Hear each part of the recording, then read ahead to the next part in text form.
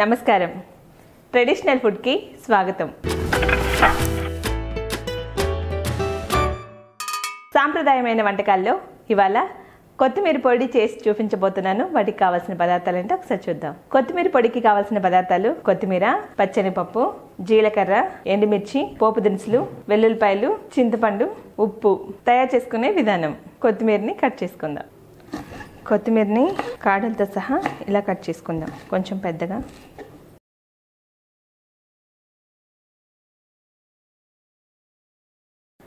కొత్తిమీర కట్ చేసుకోవడం అయిపోయింది. దీన్ని ఒక బౌల్లోకి తీసేసుకుందాం. ఇప్పుడు స్టవ్ వెలిగించుకొని పోపులు వేయించుకుందాం. ముందుగా స్టవ్ వెలిగించుకుందాం. ముందుగా కొద్దిగా శనగపప్పు వేసి వేయించుకుందాం. వీటిని బ్రౌన్ కలర్ వచ్చేంత వరకు వేయించుకుందాం.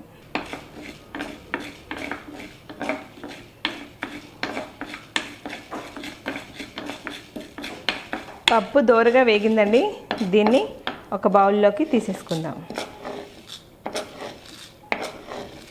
ఇప్పుడు ధనియాలు వేయించుకుందాం. ధనియాలు అలాగే జీలకర్ర.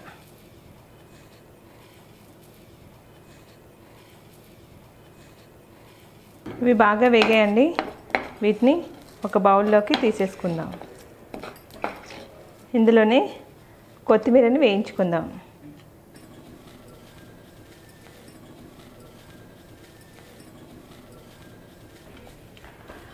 కొత్తిమీర బాగా వేగిందండి.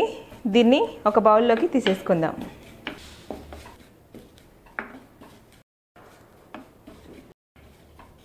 కొత్తిమీరని ఒక బౌల్లోకి తీసేసుకున్నాం కదా.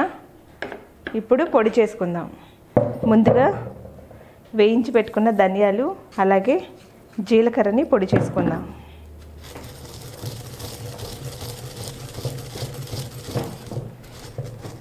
నూనె వేసుకోకుండా వేయించాం కాబట్టి ఇవి తొందరగా నలుగుతాయండి. అలాగే శనగపప్పు కూడా వేసేసుకుందాం.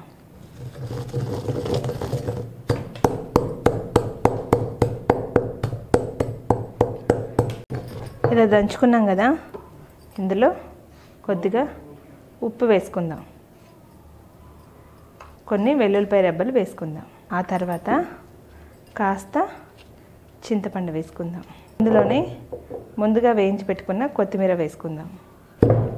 దీన్ని బాగా పొడి చేసుకుందాం.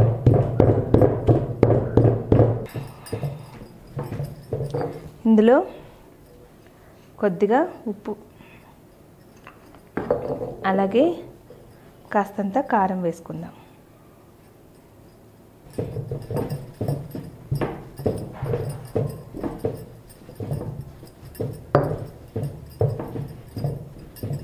కొత్తిమీర పొడి రెడీ అయిపోయిందండి.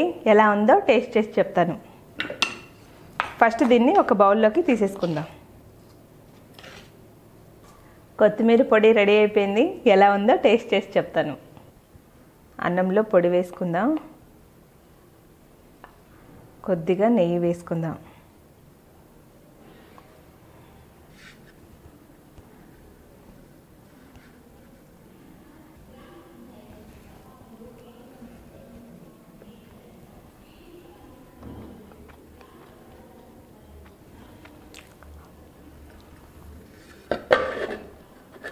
అన్నంలో కొత్తిమీర పొడితో పాటు నెయ్యి వేసుకొని తింటుంటే చాలా అద్భుతంగా ఉందండి.